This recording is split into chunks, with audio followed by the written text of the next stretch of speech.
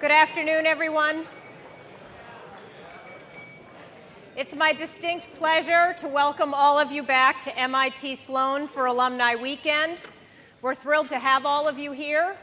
My name is Chris Schaefer, and I am the Associate Dean for External Relations at MIT Sloan. I joined Sloan at the end of January, so I am brand new. For those of you who I haven't had a chance to meet yet, I really look forward to seeing you over the course of the next 24 hours, I guess, through lunch tomorrow and this evening at our event at the Sheraton. It has been truly a pleasure for me. I have 30 years of experience doing external relations sorts of work at 5 different institutions, including a children's hospital in Chicago, Rice University in Texas, and most recently at Simmons College across the river, where I was for 13 years. Coming to Sloan at the end of January, I think, has probably been the best professional decision I've ever made. I have to say that I feel intellectually alive in a way that I have not in a long time. It is truly a joy to be surrounded by so many bright, interesting, talented, mission-driven individuals. So I thank you for the opportunity to serve the institution and to serve all of you. It is my distinct pleasure this afternoon to have a chance to introduce you to our dean, and I want to tell you that I made the decision to come to Sloan for 3 reasons. The first reason was that I was incredibly compelled by the mission of Sloan, and I was impressed that it is, in fact, a management school that is distinctive and different from other management schools in this country. And I was impressed also by all of you, by your accomplishments. I've had the chance to meet with many alumni in the first 3 months on the job, and I was compelled by the MIT Sloan and MIT alumni that I knew before I took this job. Many, many Simmons women married MIT men, and so I had lots and lots of chances to know about the extraordinary place called MIT long before I came here at the end of January. The third reason I took the job was because Dean Schmittlein makes a good sell and is an impressive man, and I'm just extraordinarily grateful to be here with the opportunity to work for him and to serve all of you. So without further ado, please let me welcome Dean Schmittlein to the stage.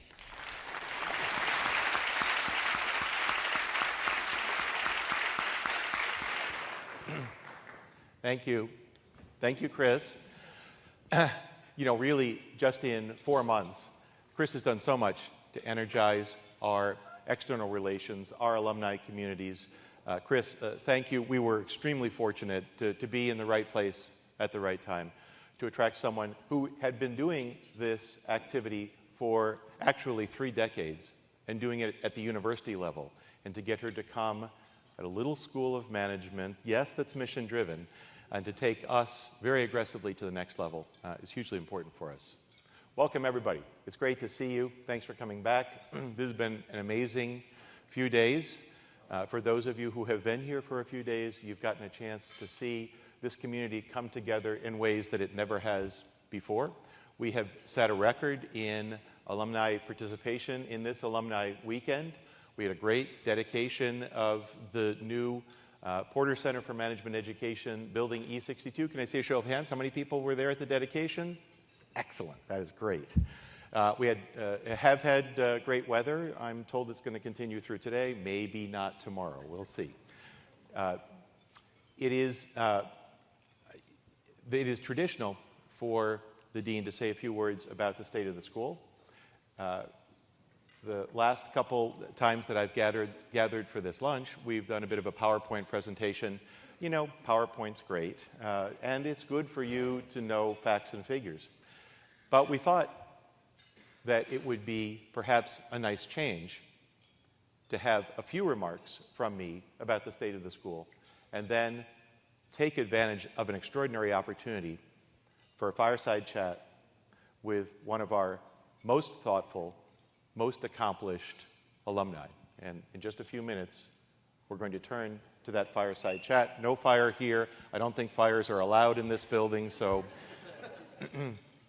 don't get me started. This has been a great period for some of you who don't gather as frequently. A great year, a great 5 years for MIT's Sloan School. When you look at the needs of the world, this has been a great time to be MIT. It's also been a great time to be a relatively small school of management, focused on innovation, focused on ideas that stand the test of time. You see that in multiple ways. You see it in the respect that the school is accorded. You see it in the willingness of applicants to programs to apply to programs that, like MIT, are extremely difficult, but that seem and are the kinds of places where you'll get value that works for the long term and that's reflective of a thoughtful perspective on what the world needs. So over the last 5 years, for instance, in the MBA program, we've seen applications increase by 47% cumulatively. That's across that net 5-year period. None of our peers can say anything close to that in the way that their programs have increased in visibility and attractiveness. And we track many other measures of visibility for the school, and they've gone up in ways that our peers have not over this period either. Now, one of us has called that the Schmittlein effect. But you know, in truth, it really is a great time for the values that MIT has always stood for. And that is really what's important now, and important to take as an opportunity and make sure that in the years ahead, even if those years are frothy and easy from an economic standpoint, that they are still times when people appreciate the value that MIT and MIT Sloan School offers to them. It's been a great time over the last 5 years for opportunities for students who come through our programs as well. We have, year by year, been either number 1, 2, or 3 in job opportunities for our graduates. It's not only narrowly about those opportunities, but it's again a reflection of the way that companies keep track of the sources of the most thoughtful employees who are going to make the biggest difference for them over a time period, and they keep coming back to MIT Sloan for exactly those reasons. It's been a great time for the school in some other respects. We've launched 3 new degree programs that are reflective of this school's greatness. And let me mention the program that launched just over this last year, the Executive MBA program, which is intended as a complement to the Sloan Fellows program. I see Sloan Fellows alums. We got any Sloan? I know we do. And welcome, a special welcome and thank you. Sloan Fellows program, a great program. At this point, about 2/3 non-US participants in the program, international participants. That's great. But we also want to serve great American companies and provide the right kind of education for their senior leaders at the same level of seniority as Sloan Fellows. And that's what we've done with our launch of the Executive MBA program this year. It doesn't look like the Executive MBA programs of our peers in content or in student composition. Our Executive MBA students have 17 years of experience. That's not what you see at other schools. It is what you see in the Sloan Fellows program. So we've launched new programs because we need to grow the faculty, and we've done that over the last 5 years, grown the faculty by about 15%. You know the market has not led our peers to that kind of growth. We've grown our impact and visibility in the world, but we have maintained degree programs that are customized, that reflect the best of MIT, that are run at a human scale. There's a lot more good stuff to say, and I'd be happy to take some questions a little later in the program after we have a chance for a conversation with one of our great alums. Before we turn to that conversation, let me just ask you, if you would, to take a moment of silence where we give some thought to the people who weren't able to be with us today.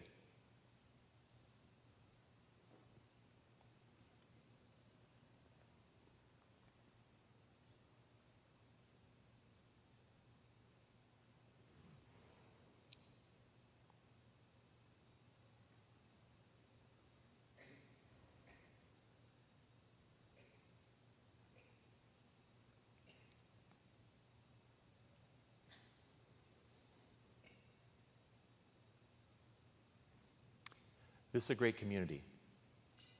One of the wonderful things that we get to do is gather and to hear from some of our leaders. It's a great honor for me to be able to introduce to you one of those leaders right now. Admiral Thad Allen served the United States Coast Guard as commandant, its highest position. He served as the 23rd commandant of the U.S. Coast Guard. In fact, he served for over 39 years with that branch of service, retiring finally in June of 2010. He was the National Incident Commander, as many of you know, for the unified response to the Deepwater Horizon oil spill, what the media typically refer to as the BP or Gulf oil spill.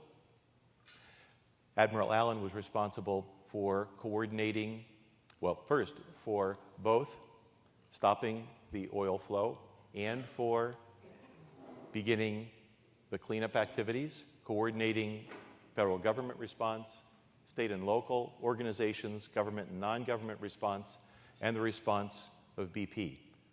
An extraordinary set of responsibilities. And some of you may have seen Time magazine last month describe him as, in the headline of that article, the hero of the Gulf.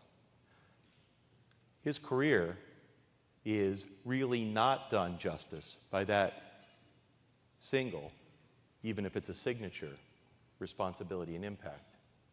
He managed the response to Hurricane Katrina as well, managed the response to Hurricane Rita. He's had an extraordinary career with a number of medals that you're not going to want me to tell you all about them right now, but you take a look on the website, it is extraordinary. Admiral Allen is currently at the Rand Corporation. He is, as some of you know, a Sloan Fellows 1989 alum. Please give a very warm MIT Sloan welcome to Admiral Thad Allen.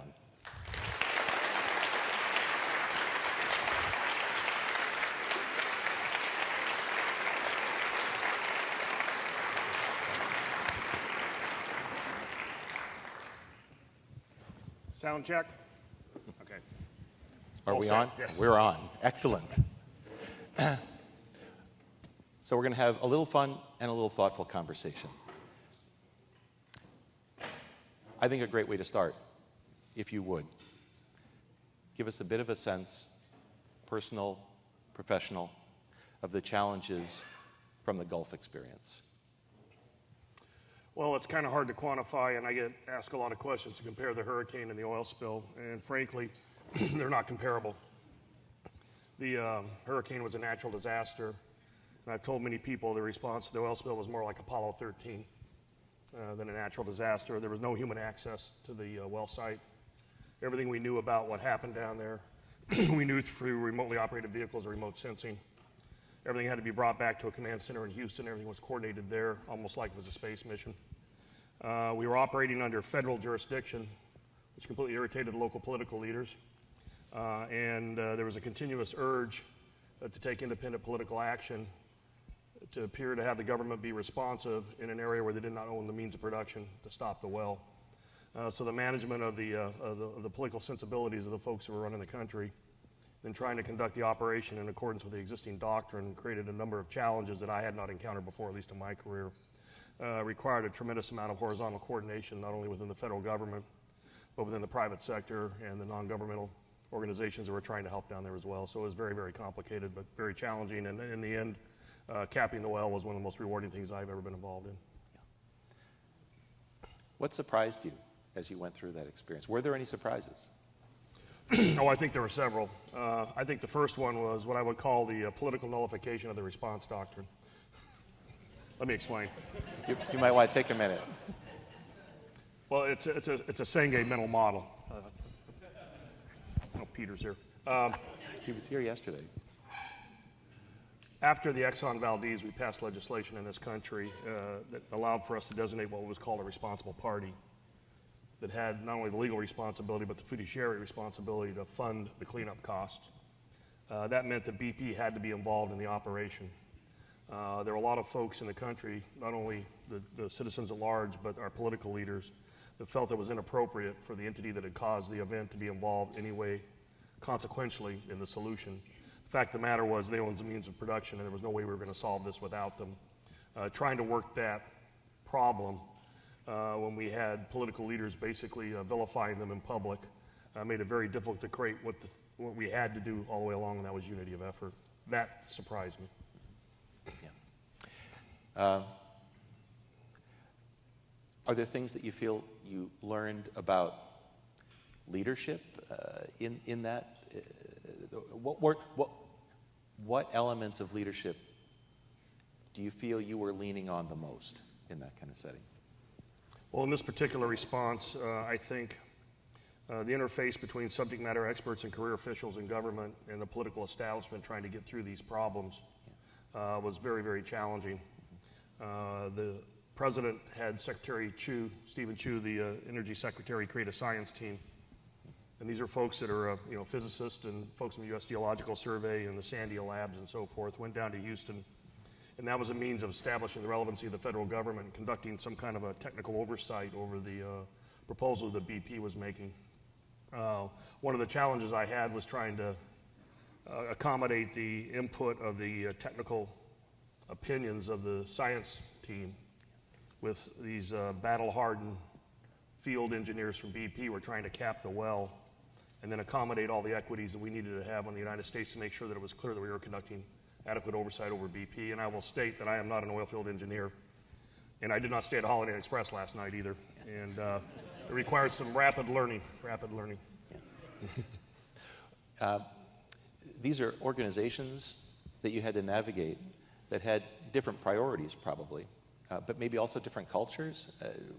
How was it, were the challenges related to information, related to different people just wanting different things, and you've somehow got to draw a line in the middle, or that their cultures are so different, the public sector culture, some of that's both state and federal, and then you've got an organization, a for-profit company's culture as well.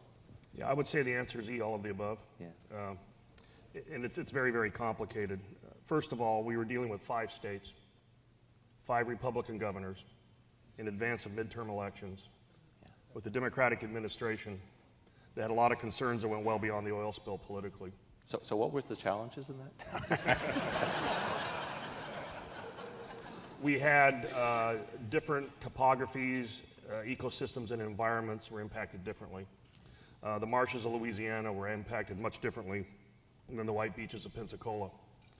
There were economic impacts on the beaches, and that had certain sociological, economic trickle-down effects in those local areas, but you can mechanically remove oil from beaches fairly quickly.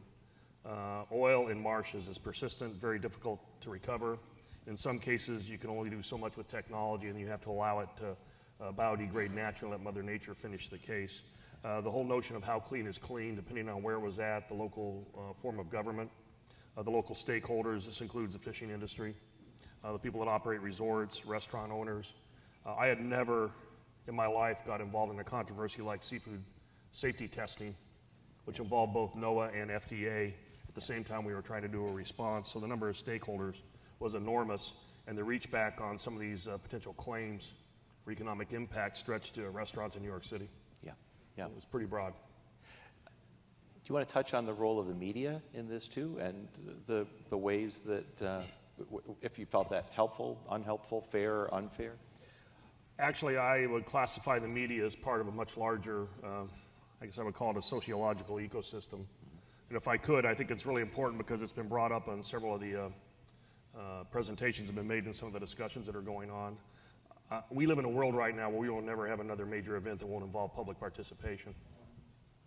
And we had a really excellent discussion this morning about how the people here at MIT, through the work of the guys that are doing the inflation indexing, are actually moving faster than government. Yeah. So we're finding now that we actually can have communities of interest and capabilities put together that can actually respond in some cases faster than government and get involved in what a government official function should be. So if you take the media, you take the social media, Web 2.0, you take the ubiquity of information, the 7 by 24-hour news cycle, I think all of that is creating what I would call a new social ecology that we're going to have to learn how to adapt to because there is no barrier to entry.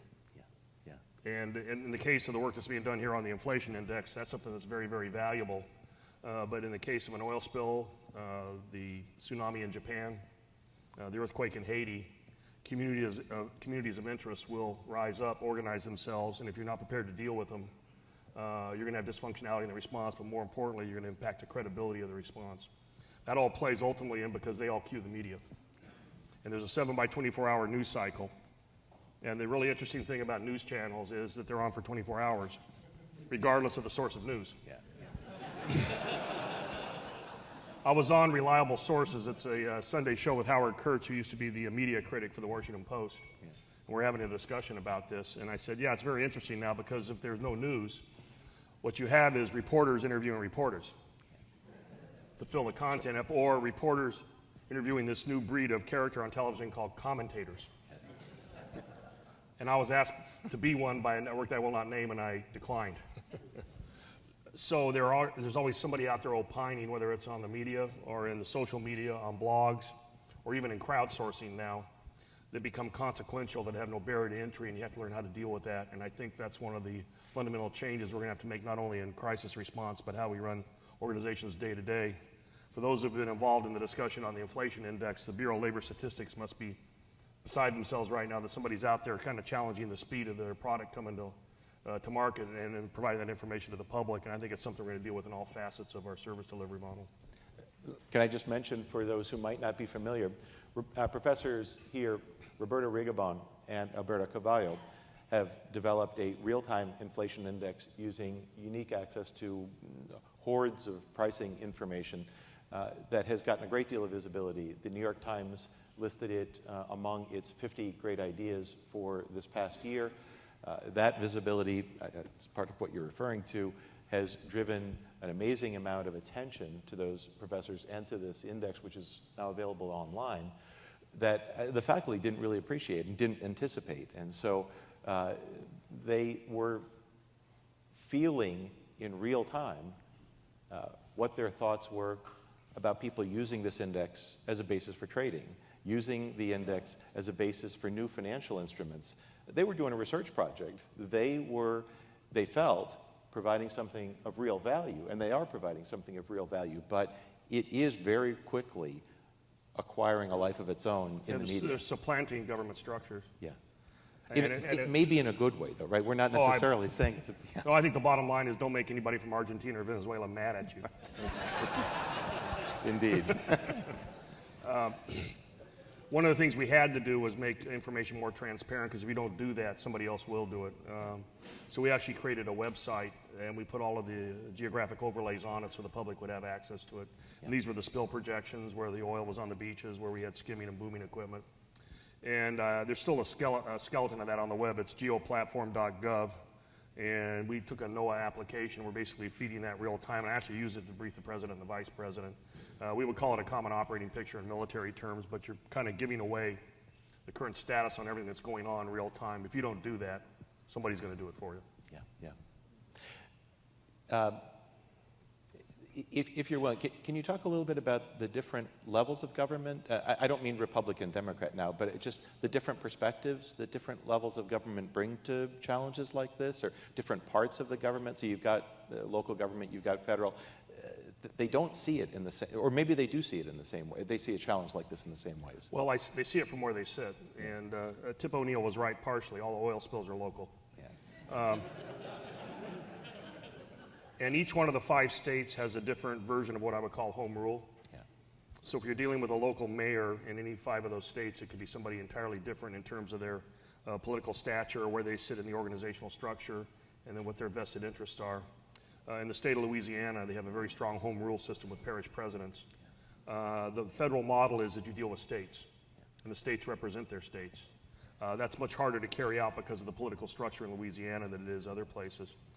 In Mississippi, Governor Barber was very unified in how he handled things at the state level. In Florida, the county commissioners tried to weigh in a lot of times and try and manage it from where they saw from their county position. And then, of course, in Texas, the oil spill response are handled by the General Land Office. So it was different in every state. So you had to kind of fashion your response and your interaction with local government based on their equities and actual structure of actually how they govern locally. Yeah. And I guess I would say in the most loving terms in the world, the best thing about Louisiana is it is so close to the United States.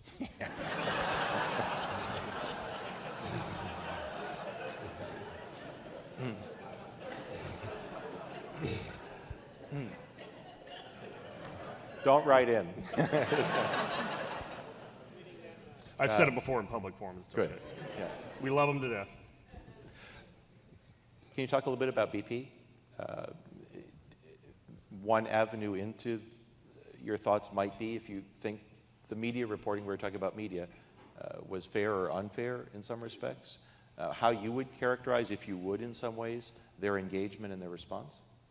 Well, one of the problems with an event like this is you're dealing with what's symptomatic and what you can see.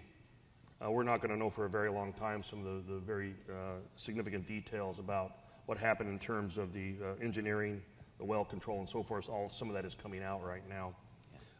And what I've told everybody, it's very important that we don't jump to hasty generalizations while we still have in-depth research going on, like the forensics on the blowout preventer and so forth. Now, that said, I would say this about BP and any large corporation, and this has to do obviously with, in my view, board governance as well.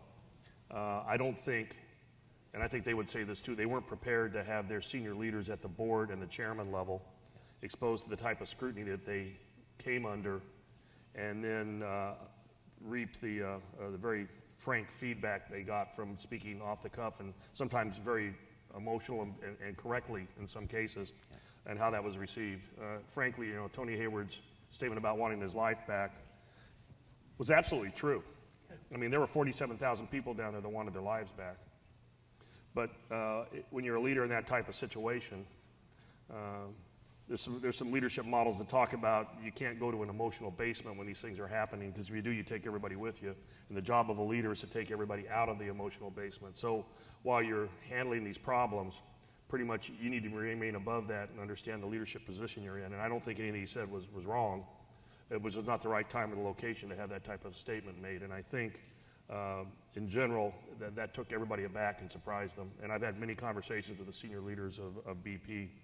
A lot of other ongoing issues about safety culture and what they're going to do. Some of the changes that Bob Dudley's done since he came in as the CEO. And I think all that will move along. They're reacting to the investigations. They're making major changes. I think going back and looking at a retrospective of how they managed safety, which were stovepiped in business units, and now they're trying to take it across the organization, will be very instructive as we move forward to see how they actually react to this thing as a corporation. Yeah. If you're willing, could you talk a little bit about going through it on a personal level for you? So you talked about how a corporate leader is very challenged in a situation like this. You don't have your life for some period of time, maybe for a period of time whose end point isn't clear. You don't know when the well is going to be capped. Are there things that you did or felt as you were going through that you think people should know about? Well, I think a couple of things, and in fact, I had a lot of conversations with my wife about this. When I was asked to do this, I actually had a very frank conversation with her, because I said, I'm not sure there's a chance to succeed in this thing. We've never tried to deal with a well. We had no control over those 5,000 feet below the surface with no human access. Yeah. I said it's also entirely possible because of the political pressure. I could be there 2 or 3 weeks and get fired. Somebody's warming up a bus somewhere. Yes. And I don't believe you should take a job like this, especially with the political profile that was going on, and not be prepared to get fired at some point. And it may not have anything to do with your performance, maybe the politics of what's going on there. And so we had a very frank conversation. I said, I think if we make it through the first 3 or 4 weeks, and I can get the organization in place, get it up and operating, and start achieving results, we're going to be all right. That's actually what happened. But in the meantime, the political pressure and the media visibility were pretty intense. And I would say this to everybody, and especially for the Sloan Fellows in the room, relates back to a lot of conversations we had on Friday mornings, our choice points class, reading and power and responsibility. It doesn't matter how supportive a staff you have. It doesn't matter how supportive your bosses are. There are going to be times where you're going to be standing by yourself, and you need to learn how to manage your own morale. I think a lot of that has to do with understanding your own emotions.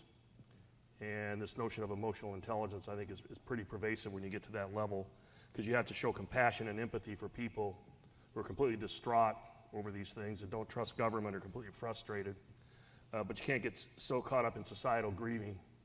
You can't separate out the emotion and focus on what you have to do. That takes a pretty strong sense of where you're at and how you feel about it and how you manage your own emotions, because there are times when you're absolutely angry. I mean, there were people calling me idiots, asking me to be fired, appealing to the president to replace me. If you're going to go every day and do the job, you kind of got to understand that's going to happen. But to a certain point, you can't let that rent too much space in your head. You got to focus on what you're doing, and that requires some mental discipline that you have to build up over years. And it's never easy to do because nobody likes to get yelled at, even me. But it's something that's part of the job, and you definitely have to learn how to do that. Can I build on that and take you back in your experience base? So that emotional intelligence, that resiliency, do you feel that it was built in some of the previous experiences? If we might touch on Hurricane Katrina and the experience that you had there. Yeah, the first major disaster I was involved in was actually in 1972. For those who are old enough in the room here. There was Eastern Airlines, Flight 401 was on its final approach into Miami Airport over the Everglades. Some of you may remember they flew through the altimeter alarm straight into the ground. I happened to be stationed in Miami at the time, and I was on the ground rescue team for that event, which was a wide-body jet that was completely torn to pieces on the impact, and that was in 1972. So over the years, not only dealing with those types of events, but dealing with the media and having to explain this allows you to at least get to a more comfort level so you're not put off by the cameras and the questions you're being asked.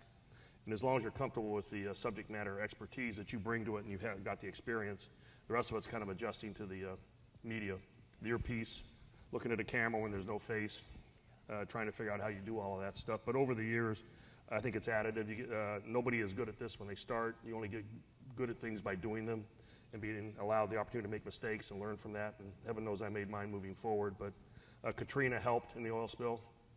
The response on 9/11 in New York Harbor, which I managed, helped in Katrina. Some of the issues I dealt with as a regional commander in Miami regarding Cuban migrants helped me deal with populations and communities that are in stress that have very, very specific issues that frustrated them. So it becomes additive over the years. I think you're absolutely right. I'm not sure I want to say this. You've seen so many disasters. Is there a visual image that stays with you, or a couple of visual images that stay? I know you've talked on occasion about, I think, flying into Louisiana after Hurricane Katrina, but no, I think that is in fact, if I could talk about that a little bit, because it relates back to something I've tried to use all my life, and again, I'll give Peter Senge his props here. I've read The Fifth Discipline probably 6 or 7 times over the last 20 years. I pull it out and I reread it from time to time. I use it as a text for the class I teach at George Washington University on leadership in large complex organizations. When I flew in to New Orleans on the 6th of September, which was a little over a week after the event, I realized flying in over the city and what I saw that we had gotten the mental model wrong as a nation from the top leadership on down, because we thought we were dealing with a hurricane. And had we just been dealing with a hurricane and the levees hadn't been breached, ground zero would have been Waveland and Bay St. Louis, Mississippi, which had 25 feet of water come in and wipe them off the face of the earth. We had a different situation in that first 24 hours when the city was flooded, and we didn't change our mental model. We didn't adapt to the objectives we needed to do as a nation. There was nobody down there on scene to kind of reconcile what was really happening with the implied model we thought we were dealing with. And what I've told everybody, and I don't want to get too detailed here, Allen's mental model after flying in over the city was we were dealing with the equivalent of a weapon of mass effect used on the city without criminality. If I can decrypt that for you a little bit. The legal regime for responses in this country is based on the fact that state and local governments have the authority and they are responsible for executing it. And it goes back to the 14th Amendment, all powers not granted to the federal government are reserved to the states. The problem was we had a local government that had lost continuity of government, or continuity of business for the folks in the room that work in that, and they were watching forces flow in for 7 or 8 days with no way to organize them and apply them to any mission effect. So they had lost continuity of government as a result of the equivalent of a weapon of mass effect being used on the city, but there was no case for federal preemption. It would require us to invoke the Insurrection Act or invoke martial law, which nobody was going to do. So we sat there in the space of almost a week with urban search and rescue teams flowing in, the Coast Guard coming in, the state police under mutual assistance pacts that basically were not assigned or working for anybody. Once I understood that that's what was happening and we had to reconstitute continuity of government, for the city of New Orleans and support them in sweeping the city and doing the things we did, then the solution was clear moving forward. But it clearly was a case of breaking and replacing the middle model, clearly. Yeah. So you've made an allusion once or twice to, to Peter Senge, to MIT. Are there elements of the MIT experience that you think came through or were important or valuable for you in some of these experiences, or that you feel that you've built on? Well, I think there are 2 or 3 aspects of not only the Sloan Fellow, but the Sloan experience that are directly applicable here. First of all is the diversity of the student population. If you're going to try and create unity of effort across different governmental agencies, horizontally through state and local governments, dealing with non-governmental organizations, private sector, faith-based organizations, you have to be able to deal in what I call cognitive diversity. If you all agree on what the problem is, the more different views you can have on what the solution set is, the more robustness and more fidelity you're going to bring to establishing the objectives and the outcomes. So I think that speaks volumes to the folks that are in this room and the programs that have been created here. I think the interaction of the management curriculum here with the technology, being right on the same campus and being able to crosswalk these things is extraordinarily useful. I had several courses I took when I was here on the emerging technology at the time where they were remote sensing, nanotechnologies, and things like that. Believe it or not, that all helped me in trying to understand how you maintain and control pressure in an oil well 5,000 feet below the surface and another 12,000 feet to the reservoir. I actually used things that I had learned here that were not part of the management curriculum in helping me understand the engineering aspects of that response.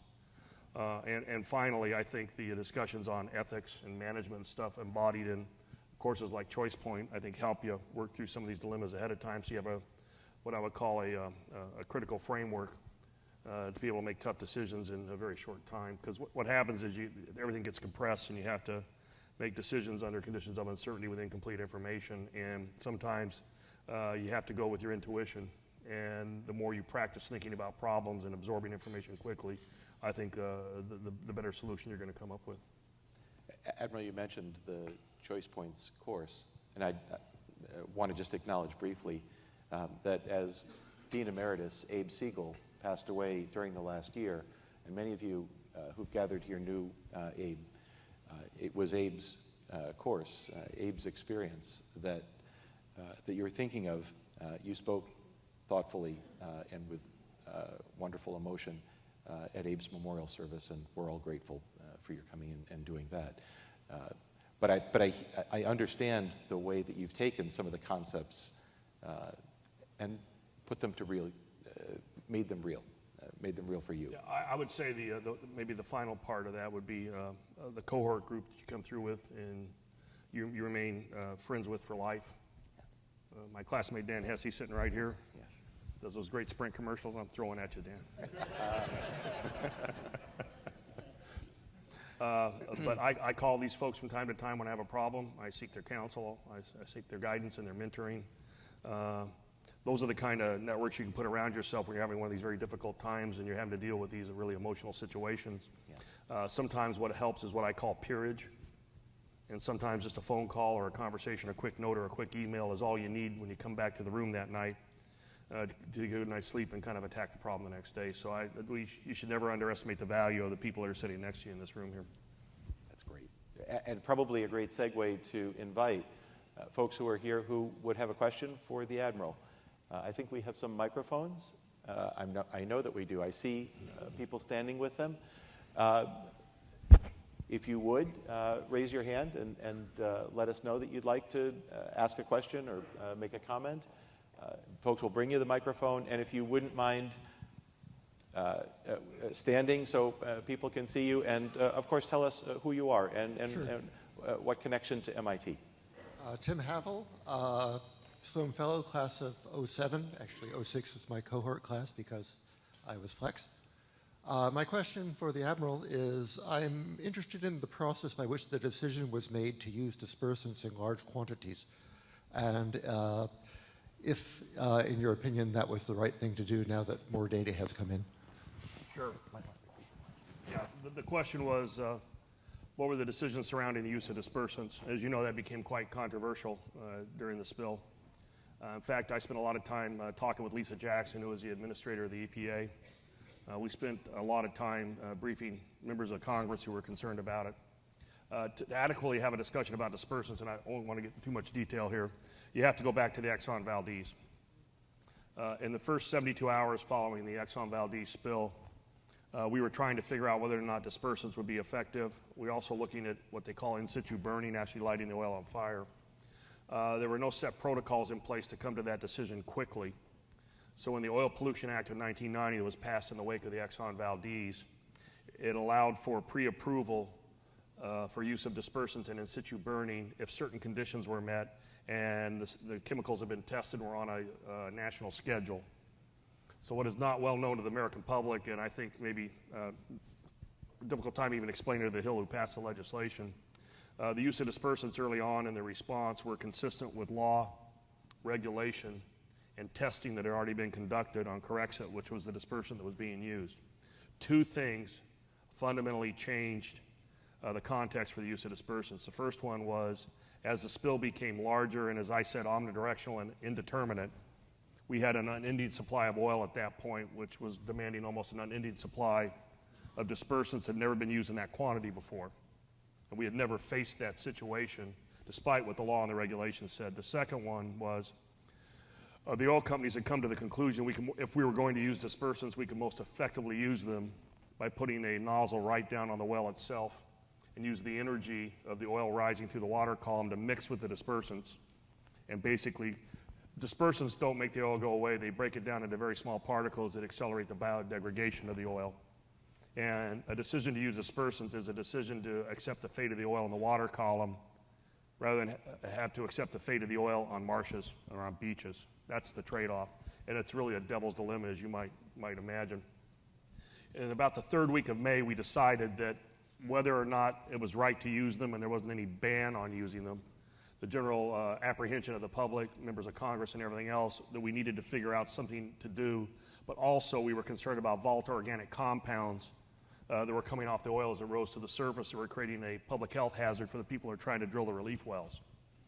You can see how complicated this was getting. So we made a decision to try and come up with a protocol to reduce the amount of dispersants by 75% over the next number of days. We had dropped down to a reduction of almost 72% when we capped the well, so we were well on our way to reducing the amount of dispersants. Everything we did was within the approved limits of the laws that were passed and the regulations and the scientific testing that was done following the Exxon Valdez. But I would be the first to admit, when you move into an area where you have such an anomalous situation regarding the amount and then the notion of dispersing the oil at 5,000 feet and where that might go in terms of the impact on the water column is something we need to learn more about as we move forward. Unfortunately, when you're making these tactical situations, you got the oil coming to the surface and you're trying to stop it, drill relief wells. And at one point we had 35 vessels within 2 miles of the surface position of the wellhead, and you have the concerns for occupational health and safety. You're making trade-offs. I've gone back and thought about every decision we made and every approval we made. I'm not sure there was anything I would do differently. I'm not sure there's a really good way to have this conversation other than the fact that we encountered a situation that was not anticipated by the protocols that were in place, and we need to make sure that we have frank, open, transparent conversation on whether or not we would do it again. If we want to change it, how we should change it as a country. That's great. Thank you. Thank you. There's a question maybe over here. And then. Thanks. Brooke Spalding, I was class of Sloan, 1991. Just curious, with the international community, one of the benefits obviously being here with Sloan, as people start to explore to drill outside 12 miles or 17 miles in international waters, having been through what you've been through, is there any chance of a coordinated response? It's not if it happens, it will happen. We're human. What you would forecast or what lessons you put out there? Sure. Well, I think obviously this was a wake-up call for the entire oil exploration and production industry. I think what needs to happen moving forward, first of all, I think we need to understand in this country, while we were focusing on trying to prohibit a tanker accident, which is what the legislation was passed after Exxon Valdez was attempting to do, very quietly, technology changed that allowed them to go from fixed drilling structures in several hundred feet of water max to move to these extraordinary depths that they're able to drill at now. And we were building a regulatory system and a response system that was focused on preventing a tanker accident. The second thing is that we had two mixed jurisdictions regarding the regulations. Everything that happens on the continental shelf is managed by the Department of Interior. The Coast Guard manages mobile drilling units. So somewhere in that pipe that connects them, there was a change of statutory authority and regulatory regimes. And as we moved to mobile drilling units, there never was an integration of those two regulatory systems. So what you saw a couple of weeks ago was the release of the Coast Guard portion of the investigation. Interior still has to release theirs. But there are significant issues about using foreign flag mobile drilling units within our exclusive economic zone and the safety standards which they need to operate that we need to look at. I myself am in favor of international standards, potentially promulgated through the International Maritime Organization, which is a subset of the UN, that allow for standardized ways to approach this. And the second thing that's been discussed in great detail is an inclusion of what they call a safety management system or a safety case-based method of regulation moving forward. The UK and Norway have these systems in place, and it requires you to demonstrate the amount of risk that's inherent in your proposal and how you're going to deal with the risk, not merely check a list and when you're done you get the permit. And so I think there's going to have to be a bringing together of a safety case management regime, and then I think mandatory third-party inspections of drilling systems, which are not required right now. And if you want previews of coming attractions, I was told yesterday that I'll be before the Senate Energy Committee on Tuesday with Secretary Salazar, and you just heard my testimony. So. Very good. Thank you. There's a question over here, right in the middle. If you Great, can, thank you. let us know who. I'm Okay. Mike Hines, Thank you. Sloan Fellow 91. And I had a question, Admiral. How did you organize and select your command staff that you used to execute the relief plan? Well, I think I probably need to talk about both the hurricane and the oil spill in this regard. There are two staffs you have. One is the staff you establish by doctrine, which is the structure and how you respond. For the response for the hurricane in New Orleans, we use what we call the Incident Command System, which is part of the National Incident Management System, which is the national doctrine on how we deal with disaster response. And this came out of 20 or 30 years ago. Some structures were created in how we fight fires out in the West. It's been adopted nationally by FEMA. So everything I did there was organized under the Incident Command System. We did the same thing in the oil spill for the command post in Mobile and Homa and the places we set them up. But at the top, there's something called a National Contingency Plan that was created after the Exxon Valdez that requires you to have in each incident command post a state representative, a representative of the responsible party, and then what they call a federal on-scene coordinator, in this case, local Coast Guard commander. And the Coast Guard commander has 51% of the votes by law. And you can you can issue a removal order, as I did to BP, and failure to comply with removal orders is subjects you to civil and criminal penalties. Now, there's a separate issue of who you put around yourself in an emergency. And on my way to the airport on the Katrina response, as I was flying down to Baton Rouge, I made a call to about 4 or 5 people that had worked with me before that I trusted implicitly. These are people who knew operations, public affairs, crisis communications. And I called them all on the phone, and I said, find me in New Orleans in 24 hours, and that's all I told them. And they all got there. I gave them a name. It's become quite a bit of a legend in the Coast Guard. I call them dogs that hunt. You've heard that term from down south, that dog don't hunt? Yeah, you don't want to go to oil spill with a dog that don't hunt. And everybody should keep that list of dogs in their pocket. It gets back to the peerage thing I was talking about. Yeah.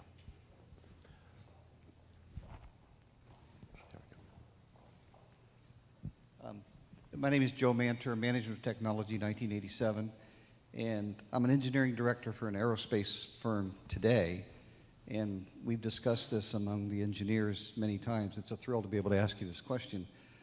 When we design flight control systems for airplanes, we make them to accept the first failure, be fail operational, second failure to be fail safe.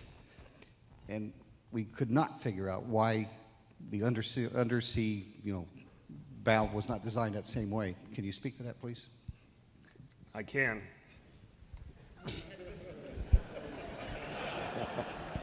But I will preface that with the fact that I'm not an engineer. When they moved offshore and went very, very deep on the drilling, what allowed them to do this, and I'll try and get this right technically if I can, the thing that kept them from going deep to begin with was the actual mechanical ability to control the drilling of the wells in terms of hydraulics and how far you can extend a hydraulic line and have it be effective in terms of controls. What allowed them to go deep was they were able to take a multiplex cable, send it down the riser pipe to great depths, and then operate the hydraulics at the bottom with electrical signals. That's done through 2 control panels on the blowout preventers, and one is a backup to the other. And the backup to both of those is if electricity fails, there's supposed to be a battery-operated signal that that is activated and it closes the blowout preventer. Somewhere along the line, every single one of those steps either failed or did not work wholly, and the ability to initiate those sequences at the surface when they start to lose control of the well were not either because of human error. In a couple of cases, it actually had bypassed some alarms, as we have found out, because they were waking people up in the middle of the night and some things like that. It was just, a cascading set of errors that caused this thing to happen. There were many, many places where they could have intervened to stop this from happening. In addition, because they thought the blowout preventer was fail-safe, they didn't do things like put remote sensing into it, so when we did lose well control, we didn't know what the flow rate was, which became a very controversial issue. A simple remote sensing on the blowout preventer would have told us that immediately, but we had to go down and try and install pressure gauges and try and read those visually with an ROV camera because we hadn't remotely sensed the BOPs when they went in. Is that responsive? Good.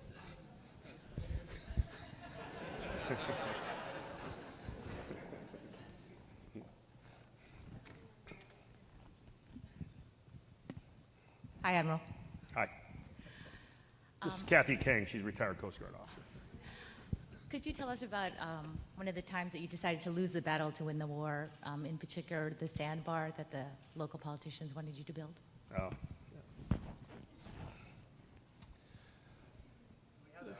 Yeah, I'll expand on her question, make it a little. One of the larger political events I dealt with during this response was the sand berm issue in Louisiana. Some of you may remember that. The president made a visit to the area, and we were in Venice, Louisiana, and he had brought in all the local governors from the Gulf states, and not only did the governors all show up, all the parish presidents from Louisiana came too. It was a rather emotional meeting. Billy Nungesser, who was the president of Plaquemines Parish, basically handed the president a set of prints and said that we needed to build barrier islands to prevent the oil from coming in. The plans were for coastal rehabilitation and restoration that had been developed a long time before that. And so the question was, are we dealing with a viable means to stop oil? Or are we looking at using the oil spill as a means to do coastal restoration, which is good. There's nothing wrong with that. But that was not the point of the response, nor did we have authority to spend money on that if it wasn't related to removal actions that were required to mitigate the spill. We had been pressed for about a week before that meeting to do something about the berms, and what I told my staff finally was, let's pick a subset of those proposals, and there were like 40 or 50 different projects that completely ringed the coast of Louisiana. Let's pick 5 or 6 that looks like they might be viable in terms of preventing oil, and let's do a prototype or a demonstration project. I thought that was a logical way to proceed because we weren't failing to support the state of Louisiana, but I had a lot of feedback from NOAA, the Department of Interior, Fish and Wildlife Service, that if you didn't construct these things properly, you might actually damage the ecology of the tidal flows and have an impact on the environment. When the president was presented these plans, he was not familiar with the fact that this had all been going on. And so he said, well, I'm going to have Admiral Allen take a look at this. I want you to hold a meeting in New Orleans. And if it appears this will help, then we ought to do it. And if it doesn't, we shouldn't do it, which is a pretty logical statement for a political leader to make. And he made it publicly with the press there and television and everything else. Well, what it did was it put me back to a point where I had to have a meeting and kind of revisit where we were at and then take this whole thing on again. Well, I held a meeting at the Port Authority building in New Orleans. It wasn't a public meeting. I invited folks from academia, the local research institutions in the Gulf, and federal scientists representing the Fish and Wildlife Service, NOAA, and so forth. I allowed the parish presidents to be there and Governor Jindal to be there. In the process of having to talk about this, on several occasions, Billy Nungesser got up and he stormed out, went out and talked to the press, came back in, and so we had this kind of political dynamic going on. In the end, nobody would say that it wouldn't help to build the berms. And so I was faced with a protracted discussion about whether or not this coastal restoration project should go on as a means to control oil or come to some solution and get on with what we really needed to do was cap the well. And so what we decided was that we would proceed with, I think it was 5 or 6 of the project, which is a little bit larger than the scope that I originally approved. And that would require BP to provide funding to the state of Louisiana to do this. And there was a real question of how long it would take and whether or not it would be effective. Once I made that decision, and the president did not tell me what to say, I did that myself, and at some point, you got to get on with business, and what I want to put this in my wake and get to the real significant problems that were at hand, because it was an intractable political situation for everybody. That required me at that point to have a discussion with Tony Hayward and Governor Jindal about how we were going to move forward. And the basic upshot of that was we're going to try these just separate, distinct projects. That's all we're going to do. We're capping how much we're going to put against this, and we're going to move forward. And at that point, I asked BP and the state of Louisiana to get together and just work the problem. Now, as it turned out, this became very, very complicated, because where you take the sand to replenish the barrier islands from has an impact. And this got bogged down in a lot of issues. They ended up not doing nearly, I think, maybe 20 or 30% of the project. And the money now is going to go to some other way to help deal with the coastal restoration problem. Could I have said no right at the time? I probably could have. Could I have stepped in and forced a more rigorous construction schedule? I probably could have done that too. I felt that we had to give a good faith effort. I scoped it out, I limited it. I capped basically BP's liability, and I told them to go work with the state, and I said if it doesn't work, it'll become obvious, we will have tested it, and we're going to get on with what we're supposed to do. There was no good way out of this, but it's something I had to deal with, and frankly, just like social media and the change of the sociological ecology I was talking about earlier, the politics are just there. They're like the weather. Sometimes it's good weather, and sometimes you have a hurricane. You just manage through it. That's great. Okay, there's a question over here. I'm Kathy Kenworthy, Sloan, class of 1991 as well. Would love to hear a little bit more about pulling your team together, as you described, Dogs that Hunt, how you made choices about how you personally spent your time, given the number of constituents that you've described, whether it be Congress, local groups, close to the problem solving, various, and then sort of a couple-part question. Was there a tipping point, if you will, at some point where you can recall a moment that you felt like, okay, we got this thing? I think there were a couple of tipping points on the oil spill, but the major one that I talk a lot about, because it was a major change in how I viewed the spill because of the magnitude of what we were dealing with. By background, oil came to the surface for 85 days after the rig sunk. And each day there was a different set of wind, current, and tide conditions. So we didn't have a large monolithic spill. We had hundreds of thousands of patches of oil. And this completely defied all of the planning that had been done and required us to try and simultaneously protect 5 states. There was not enough boom or skimming equipment in the world that could do that. And then we had what everybody called boom wars.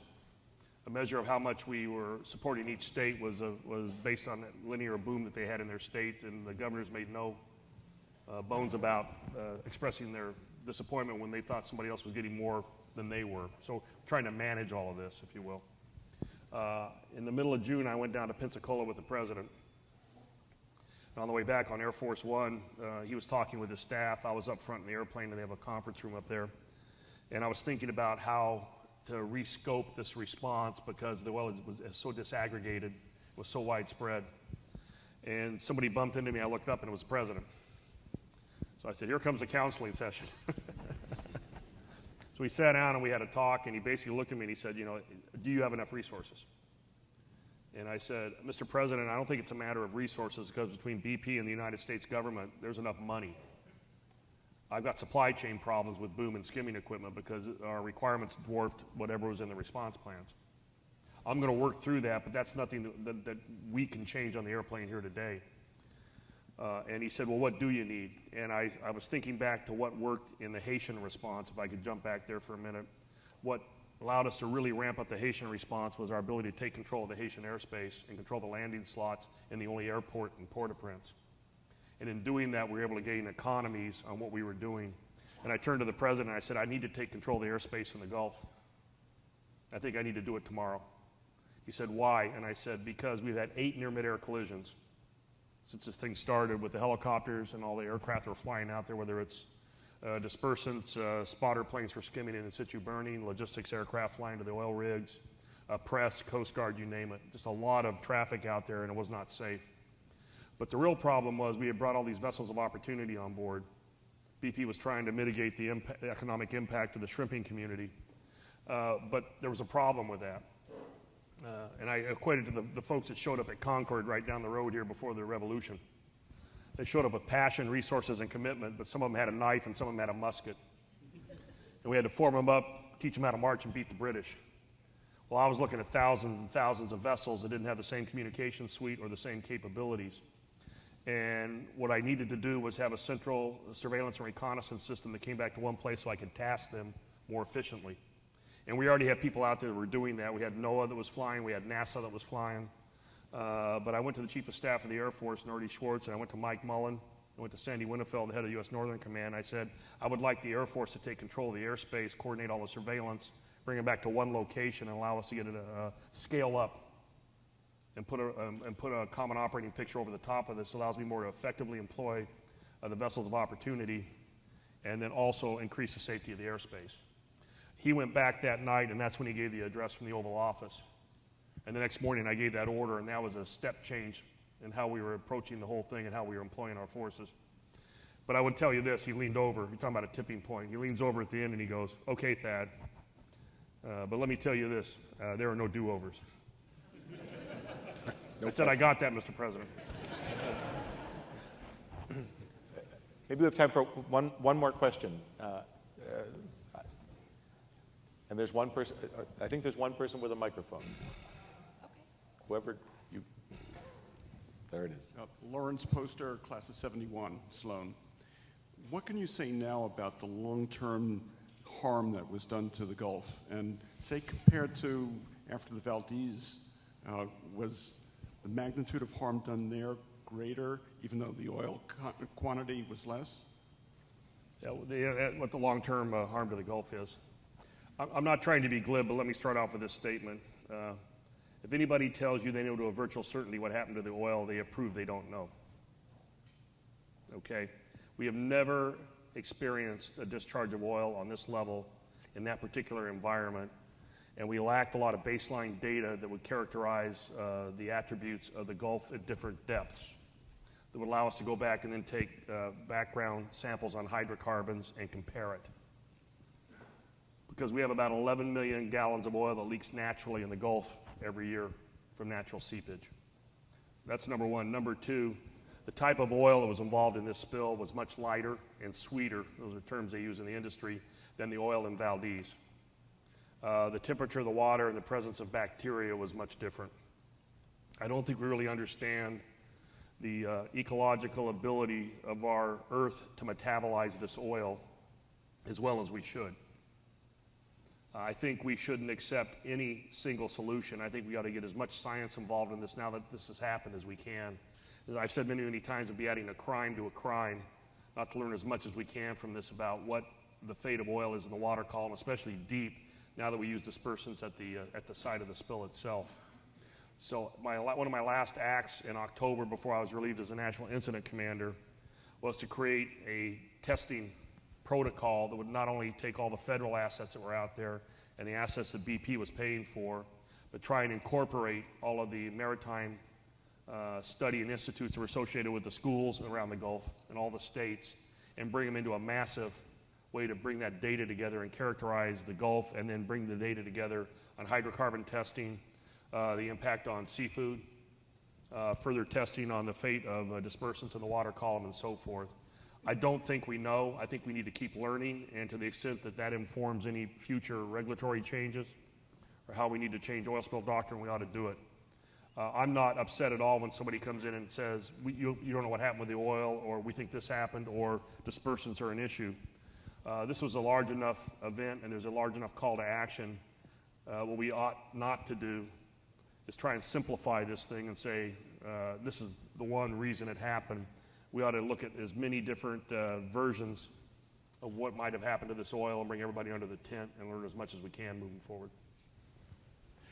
You know, I'd like us to wrap up the discussion. It could go on much longer. You have a good sense, I certainly hope, of how lucky we all were to have Thad Allen in the Gulf, to have Thad Allen when Katrina hit, so many other disasters, and to have him here with us today. What you might not fully appreciate, although you got a sense from the testimony coming up, is the enormous and unyielding demands on the Admiral's time. And he has repeatedly chosen to make MIT Sloan School a piece of his commitment, and we just got the benefit today. Would you please thank the Admiral?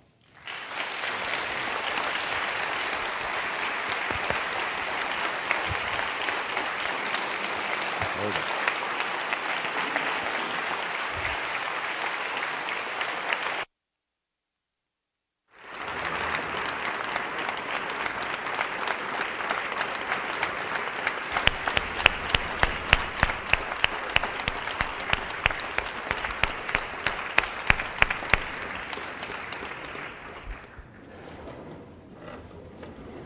So as we close out the lunch, I just have a few brief announcements. One is to let you know just how many people are back with us this weekend, because we've hit records in every conceivable way. We have 2,074 folks who have registered for some piece of this weekend, and almost 1,200 of those are alumni from all of the programs. So this breaks all of our records, and we're thrilled to have all of you back.